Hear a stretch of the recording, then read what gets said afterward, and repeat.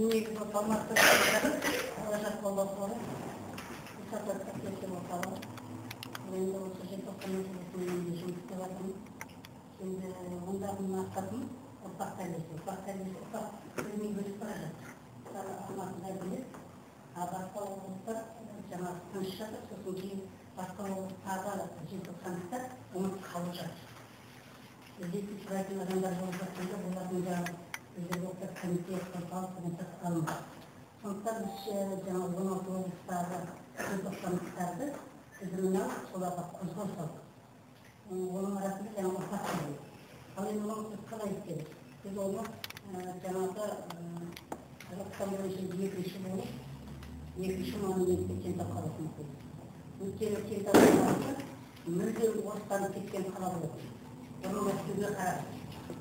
Сол қаланы жаңағы қаржыландырып, сол қалаға жаңағы монумент қойдырды, екінші монумент қойдырды. Сол жерде желтоқсан 86 ұйымашы қазір жетекшілері оның арасында жақында Аллажар деген фильмді шығарды бар, 2 бөлімі. Соны апарып жергілікті жердің телевидениесі бар, облыстың Қазақстан Шымкенттегі. Сол теледидарға барып бердім, қанша сөйлесеңдер тыңдалдым, түсінер ме екен, түсінбес пе екен деп.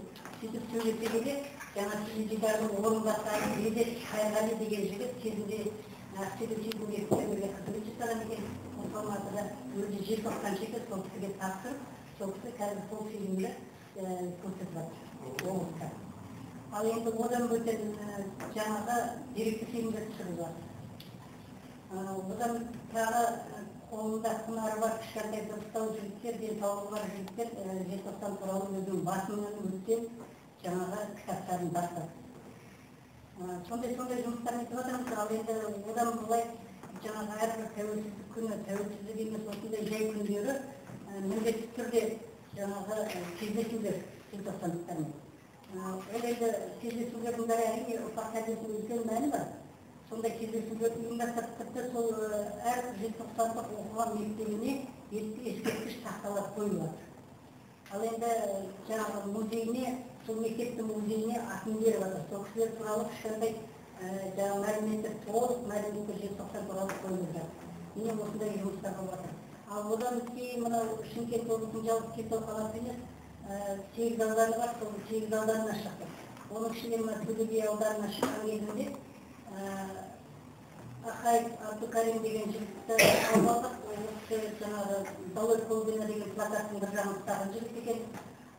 Енді шығарып қалған екен сол жерде техникумнан.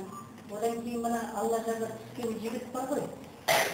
Аллажарда түскен жігіт, сол прототипі, сол жігіт сол ауданда. Сол ауданнан табылды. Әке шешесі, бауырлары бәрі. Сол ауданда Бүргүлік деген тау бар екен, соның етегінде Жамбыл деген ауыл бар екен, сол ауылда өмір сүрген жігіт екен. Мәдениет қызметтері болған кезінде мына Ләззат Асанова мен басқа сондай желтоқсандықтар түсіп жатырмыз. Ондағы мақсат не? Мақсат желтоқсан көтерілісіне жаңағы бәріміз қанша көп болса сонша дұрыс. Қазір бір Кентау қаласының өзінен 33 желтоқсан шеттіртегі отыр. Бір Кентау қаласынан.